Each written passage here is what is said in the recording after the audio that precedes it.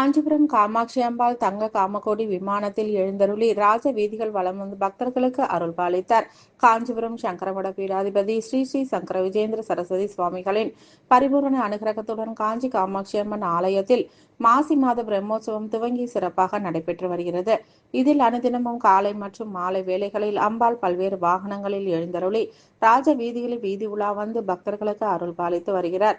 அந்த வகையில் உற்சவத்தின் கடைசி நாள் இரவு அம்பாள் பச்சை நிற பட்டுடுத்தி மல்லை விருட்சி செண்பகப்பூ உள்ளிட்ட வண்ண வாசனை மலர் மாலை அணிவித்து லட்சுமி சரஸ்வதி தேவிகளுடன் சிறப்பு அலங்காரத்தில் வண்ண மலர்களால் அலங்கரிக்கப்பட்ட தங்க காமகோடி விமானத்தில் எழுந்தருளி பல்வேறு வீதிகள் வழியாக வலம் வந்து பக்தர்களுக்கு அருள் பாலித்தார்.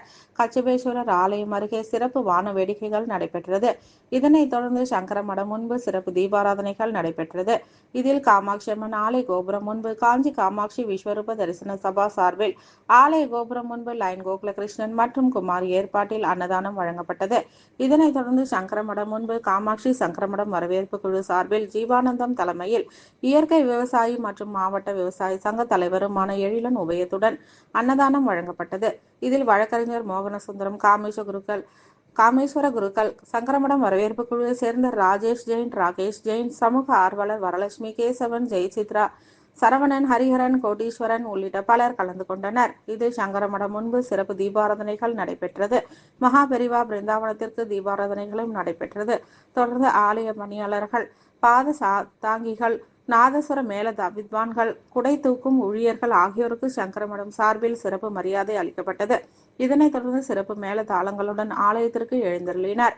விழாவில் ஆலய ஸ்ரீகாரியம் சுந்தரேச ஐயர், சங்கரமடத்தின் ஸ்ரீகாரியம் செல்லா விஸ்வநாத சாஸ்திரி, நிர்வாகி கீர்த்திவாசன், கேப் மேலாளர் ஜானகிராமன், ஸ்தானிகர்கள் கார்த்திக் சாஸ்திரி, ஸ்ரீதர் சாஸ்திரி, கோபி சாஸ்திரி, சங்கர் சாஸ்திரி, ஷியாமா சாஸ்திரி, சுரேஷ் சாஸ்திரி, நடராஜ சாஸ்திரி, ஸ்ரீராம் சாஸ்திரி மற்றும் ஆலய மணிக்காரர் சூர்யா ஆகியோர் பொதுமக்களுடன் மற்றும் பக்தர்களுடன் இணைந்து விழாவினை சிறப்பாக செய்திருந்தனர்.